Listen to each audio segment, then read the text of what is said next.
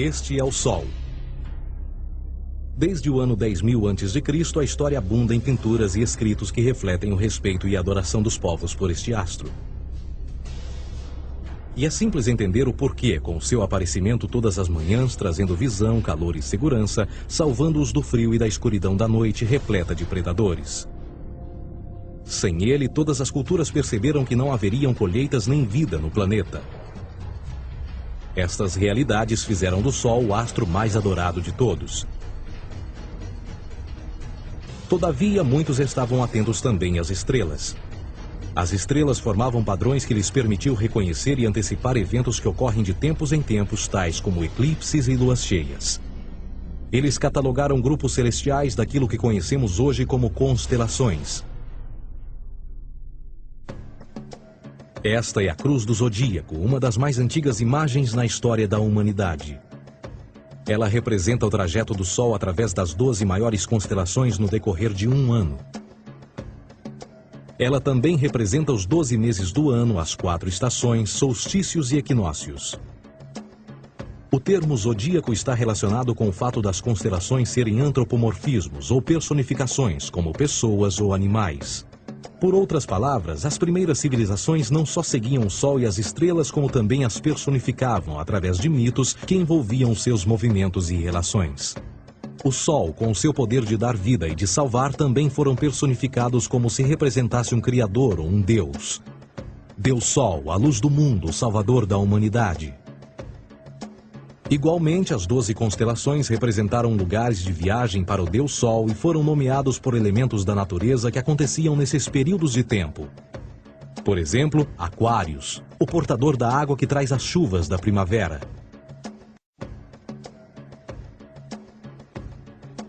Este é Horus. Ele é o Deus Sol do Egito de 3.000 a.C. Ele é o Sol antropomorfizado e a sua vida é uma série de mitos alegóricos que envolvem o movimento do Sol no céu. Dos antigos hieróglifos egípcios conheceu-se muito sobre esse Messias solar. Por exemplo, Horus, sendo o Sol, tinha como inimigo o Deus Sete, que era a personificação das trevas ou da noite. E metaforicamente falando, todas as manhãs Horus ganhava a batalha contra Sete. E no fim da tarde, Sete conquistava Horus e o enviava para o mundo das trevas. Será importante frisar que trevas versus luz ou bem versus mal tem sido uma dualidade mitológica onipresente que ainda hoje é usada em muitos níveis. No geral, a história de Horus é a seguinte. Horus nasceu em 25 de dezembro da Virgem Isis Mary. O seu nascimento foi acompanhado por uma estrela no oeste, que por sua vez foi seguida por 3 reis em busca do Salvador recém-nascido. Aos 12 anos era uma criança prodígio nos ensinamentos, e aos 30 anos ele foi batizado por uma figura conhecida por Anup, e assim começou seu ministério. Horus teve 12 discípulos e viajou com eles, fazendo milagres tais como curar os enfermos e andar sobre as águas. Horus também era conhecido por vários nomes como a Verdade, a Luz, o Filho Adorado de Deus, o Bom Pastor, Cordeiro de Deus, entre muitos outros. Depois de ter sido traído por Tifão, Horus foi crucificado, enterrado por 3 dias e então ressuscitou. Estes atributos de Horus, originais ou não, parecem influenciar várias culturas mundiais e muitos outros deuses encontrados com a mesma estrutura mitológica. Atis da Firígia nasceu da Virgem Nana em 25 de dezembro. Crucificado, foi posto na tumba e 3 dias depois ressuscitou. Krishna, da Índia, nasceu da Virgem Davaki com uma estrela no ocidente assinalando sua chegada, fez milagres juntamente com seus discípulos e após sua morte ressuscita. Dionísio da Grécia nasceu de uma virgem em 25 de dezembro. Foi um professor peregrino que praticou milagres como transformar água em vinho e é referenciado como Rei dos Reis, Filho unigênito de Deus, o início e o fim, entre muitas outras coisas, e após sua morte ressuscitou. Mitra da Pérsia nasceu de uma virgem em 25 de dezembro. Ele teve 12 discípulos e fazia milagres. E após sua morte foi enterrado por 3 dias e então ressuscitou. Ele também foi chamado de a Verdade, a Luz, entre outros. Curiosamente, o dia sagrado de adoração a Mitra era um domingo. O que importa salientar é que existiram inúmeros salvadores em diferentes períodos em diversos lugares da Terra que preenchem essas mesmas características.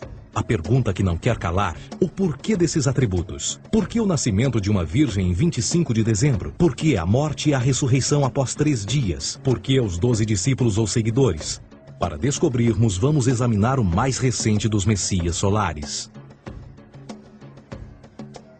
Jesus Cristo nasceu em 25 de dezembro em Belém. Ao nascer, foi anunciado por uma estrela no ocidente que seria seguida por 3 reis magos para encontrar e adorar um novo Salvador. Tornou-se pregador aos 12 anos. Aos 30 anos foi batizado por João Batista e então iniciou seu ministério.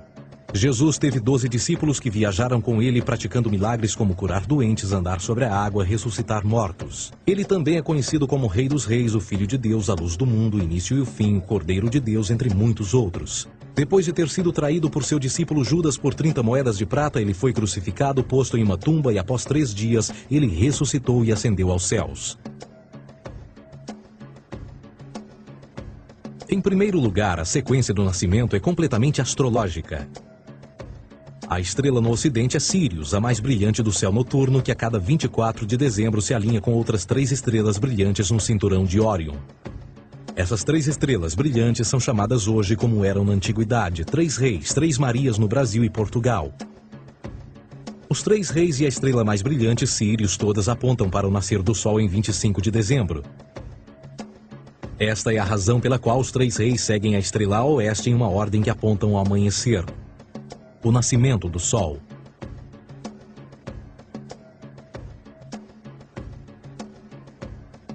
A Virgem Maria é a constelação de Virgo, também conhecida como Virgo, a Virgem. Virgo em latim significa virgem.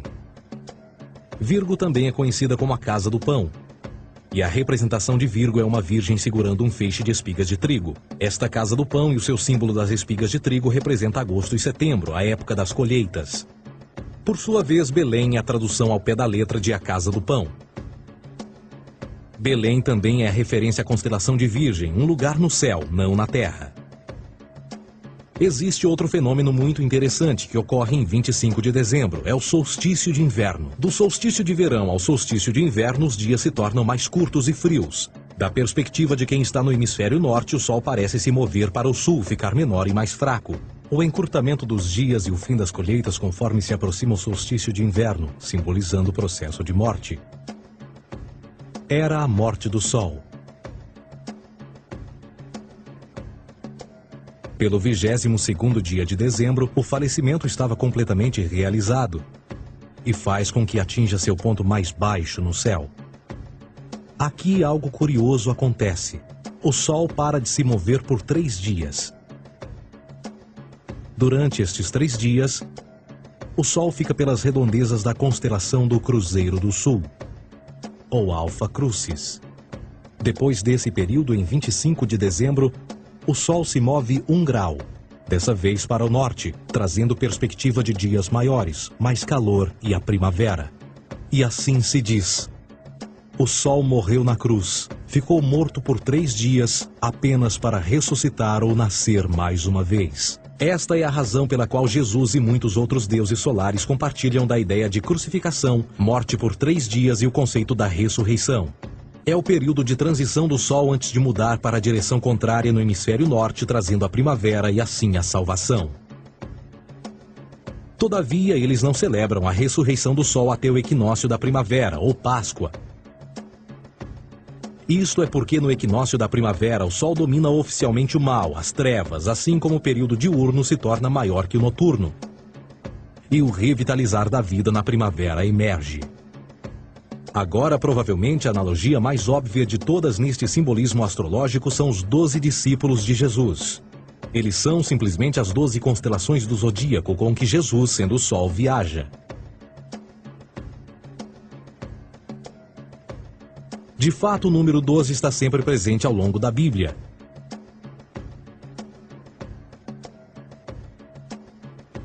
Voltando à cruz do zodíaco, o elemento figurativo da vida é o Sol.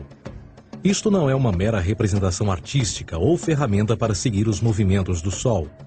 Era também um símbolo espiritual pagão. Uma logografia similar a isto. Isto não é um símbolo do cristianismo. É uma adaptação pagã da cruz do zodíaco.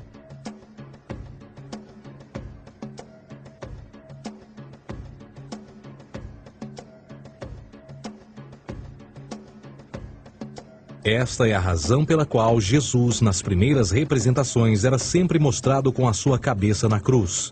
Jesus é o Sol, Filho de Deus, a luz do mundo, o Salvador a erguer-se, que renascerá, assim como o sol faz todas as manhãs. A glória de Deus que defende contra a força das trevas. Assim como renasce a cada manhã, e que pode ser visto através das nuvens, lá em cima nos céus, com a sua coroa de espinhos ou os raios de sol.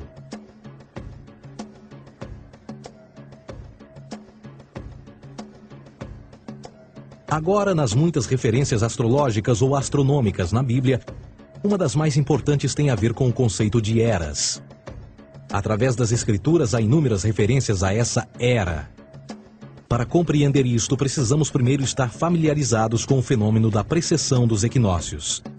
Os antigos egípcios, assim como outras culturas antes deles, reconheceram que aproximadamente de 2150 em 2150 anos, o nascer do Sol durante o equinócio de primavera ocorria num diferente signo do zodíaco. Isto tem a ver com a lenta oscilação angular que a Terra tem quando roda sobre o seu eixo. É chamado de precessão porque as constelações vão para trás, em vez de permanecerem no seu ciclo anual normal. O tempo que demora cada precessão através dos 12 signos é de 25.765 anos. Este ciclo completo é chamado também de Grande Ano, e algumas civilizações ancestrais sabiam disso. Referiam-se a cada ciclo 2150 anos como Era. De 4.300 a.C. a 2150 a.C. foi a Era de Touro. De 2150 a.C. a 1 d.C. foi a Era de Áries. E de 1 d.C. a 2150 d.C. é a Era de Peixes, a era que permanecemos nos dias de hoje. E por volta de 2150 entraremos na nova era, a Era de Aquários. Agora, a Bíblia refere-se por alto ao movimento simbólico durante 3 eras, quando se vislumbra já é uma quarta. No Velho Testamento, quando Moisés desce o Monte Sinai com os 10 mandamentos, ele está perturbado ao ver sua gente adorar um bezerro dourado. De fato, ele até partiu as pedras dos 10 mandamentos e disse a todos para se matarem uns aos outros para purgarem o mal. A maior parte dos estudiosos da Bíblia atribuem esta ira de Moisés ao fato de os israelitas estarem adorando a um falso ídolo ou algo semelhante. A realidade é que o bezerro dourado é o Taurus, touro, e Moisés representa a nova era de Áries. Esta é a razão pela qual os judeus ainda hoje assopram com o chifre do carneiro. Moisés representa a nova era de Áries. E perante esta, todos têm de largar a velha. Outras divindades, tais como Mitra, marcam essa transição também. Um deus pré-cristão que mata o touro, na mesma linha simbólica. Agora Jesus é a figura portadora da era seguinte à de Áries, a Era de Peixes. O simbolismo de peixes é abundante no Novo Testamento, assim como Jesus alimenta 5.000 pessoas com pão e 2 peixes. No início do seu ministério, enquanto caminhava ao longo da Galileia, conhece 2 pescadores que o seguem. Agora reflita se voltar a ver um adesivo em formato de peixe escrito Jesus na traseira dos carros. Poucos sabem o que aquilo no fundo representa. É um simbolismo astrológico pagão para o reinado do Sol durante a Era de Peixes. Jesus assumiu também que a data do seu nascimento é também a data do início desta era. Em Lucas 22:10, quando Jesus é questionado se a próxima passagem será depois de ele ir embora, Jesus responde: Eis que quando entrardes na cidade, encontrareis um homem levando um cântaro de água. Segui-o até a casa em que ele entrar. Esta escritura é de longe a mais reveladora de todas as referências astrológicas. O homem que leva um cântaro de água é Aquários, o portador de água, que é sempre representado com um homem despejando uma porção de água. Ele representa a era depois de Peixes, e quando o Sol, Filho de Deus, sair da era de Peixes, Jesus, entrará na casa de Aquários, e Aquário é antes de Peixes na precessão dos equinócios. Tudo o que Jesus diz é que depois da era de Peixes chegará a era de Aquário.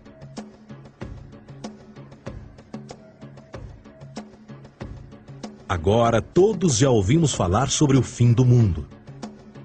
Deixando à parte o lado cartunista no livro de Apocalipse, a espinha dorsal nesta ideia surge em Mateus 28:20, onde Jesus diz: Eu estarei convosco até o fim do mundo, dos séculos em português. Contudo, na tradução inglesa da Bíblia, a palavra mundo está mal traduzida.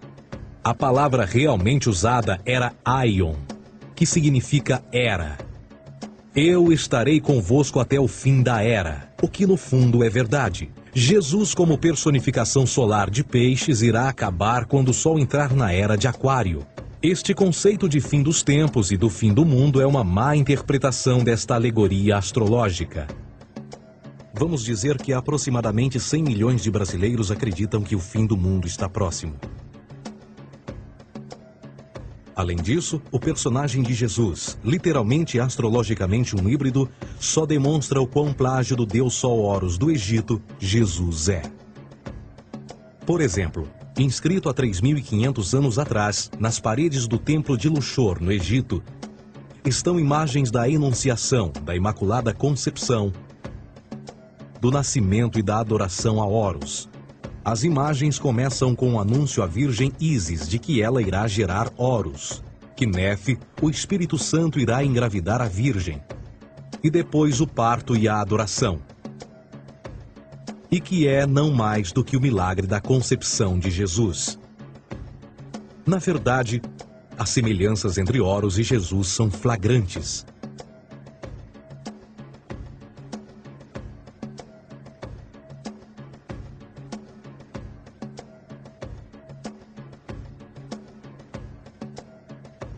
E o plágio continua.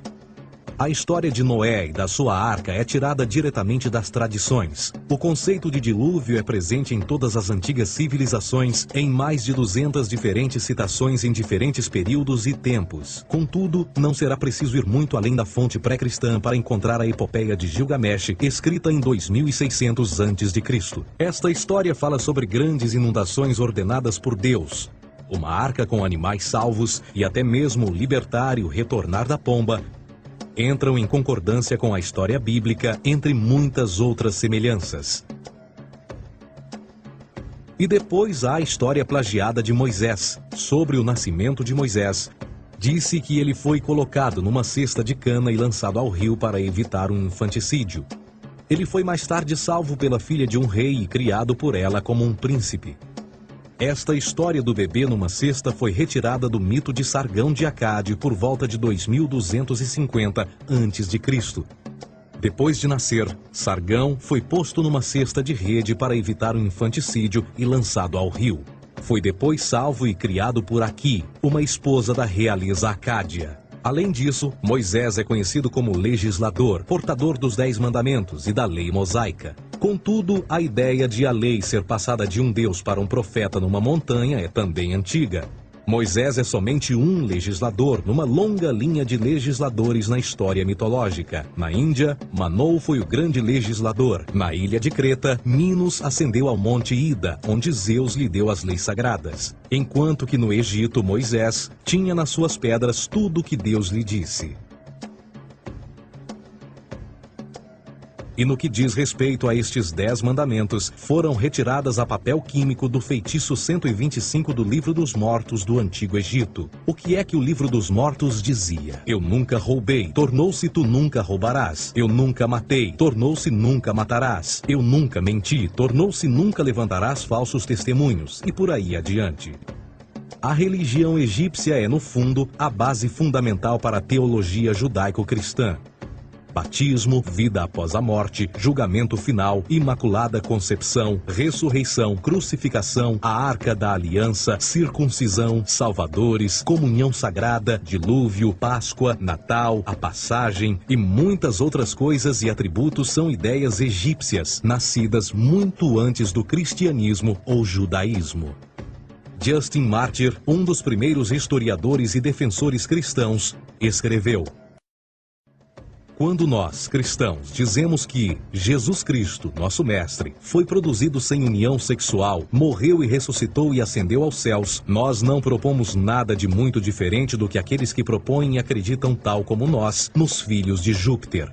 Numa escrita diferente, Justin Martyr diz: Ele nasceu de uma virgem. Aceite isto em comum com o que você acredita dos Perseus. É óbvio que Justin e outros cristãos cedo souberam como o cristianismo era semelhante a outras religiões pagãs. Contudo, Justin tinha uma solução. Para além de tudo o que sabemos, o diabo era em quem mandava.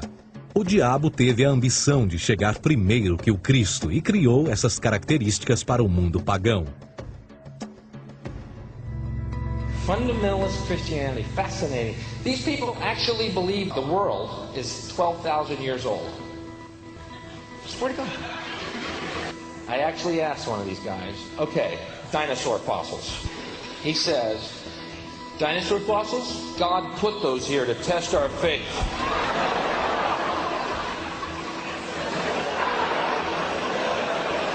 I think God put you here to test my faith, dude. A Bíblia não é nada mais do que um híbrido literário astro-teológico, tal como todos os mitos religiosos que os antecederam. De fato, o aspecto da transferência de atributos e umas personagens para as outras é facilmente reconhecida no próprio livro em si. No Antigo Testamento há a história de José. José era um protótipo de Jesus. José nasceu de um milagre, Jesus nasceu de um milagre.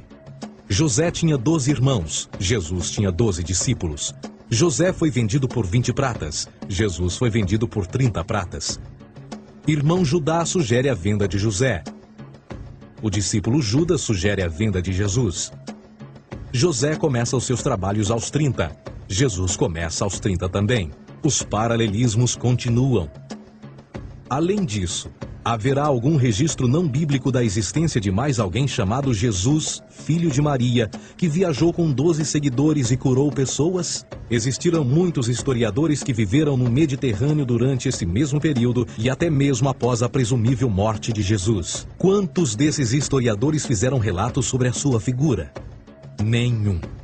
Porém, para sermos justos, não significa que os defensores da existência de Jesus nunca tenham reclamado o contrário. São particularmente 4 referidos como pioneiros sobre a teoria da existência de Jesus: Plínio o Jovem, Suetônio e Tácito. Cada uma das suas máximas consiste apenas em algumas frases em que, na melhor das hipóteses, se refere a Christus ou Cristo, e que na realidade não é um nome, mas sim uma titulação. A 4ª fonte é Joséfo, cujos documentos ficou provado terem sido falsificados séculos atrás e, para infortúnio da humanidade, por muitos ainda visto como verdadeiros. Poderá alguém ter se aproveitado das ideias renascer dos mortos, a ascensão ao reino dos céus e a prática de milagres e que a partir daí tenha começado a surgir nos registros históricos? Não, porque uma vez pesadas as evidências, há grandes probabilidades da figura conhecida como Jesus nunca sequer ter existido.